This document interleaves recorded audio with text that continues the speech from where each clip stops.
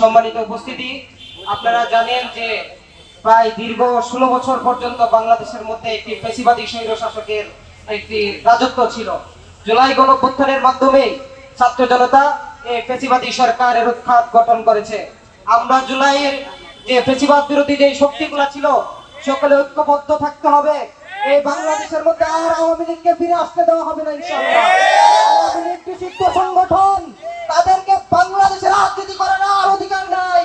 তাদের বিরুদ্ধে সকলেই ঐক্যবদ্ধ থাকতে হবে ইনশাআল্লাহ।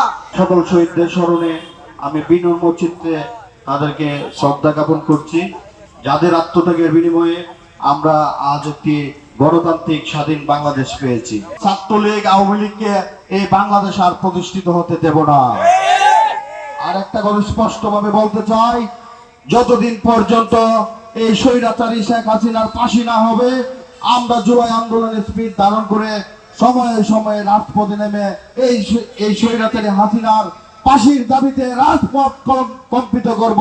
আজকে আপনারা আমাদের জুলাই সন্তানদেরকে যারা এদেশের জন্য আত্মহুতি দিয়েছে তাদেরকে স্মরণ করার জন্য আজকে আপনারা যা এখানে একত্রিত হয়েছেন, যে স্পিড নিয়ে আজকে আপনারা একত্রিত হয়েছেন, আমি মনে করি আপনারা যে স্পিড নিয়ে গত জুলাইয়ের 1 তারিখ যুদ্ধ নেমেছিলেন, সেই যুদ্ধে নেমে আপনারা জয়ী হয়েছিলেন।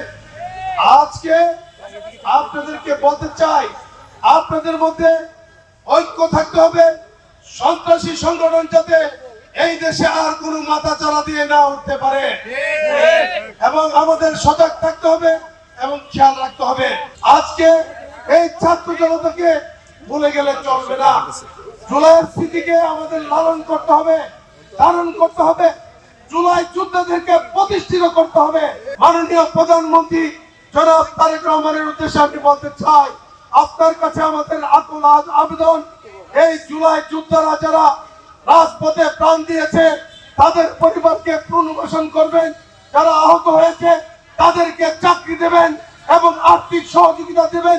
তাদেরকে যদি পুনর্বাসন করেন তাহলে আগামী প্রজন্ম এই দেশের যে কোনো প্রান্তীয় লগ্নে রাজপথে তাদের জীবন বিলিয়ে দিতে কোনোদিন দ্বিধাবোধ করবে না, এবং রাজপথে থেকে সামনের সাথী থেকে ছাত্র জনতা আবার অন্যায়ের বিরুদ্ধে আন্দোলনে ঝাঁপিয়ে পড়বে।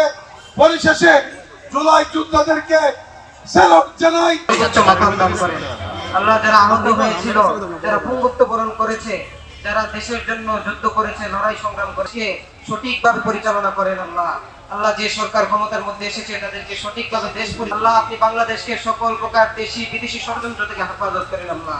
আল্লাহ আপনি আমাদের সকলকে কবুল করেন, যাতে আমরা উদ্বুদ্ধ থাকতে পারি, ফ্যাসিবাদ যাতে বাংলাদেশের মধ্যে আর পুনরায় প্রতিষ্ঠিত না হয়।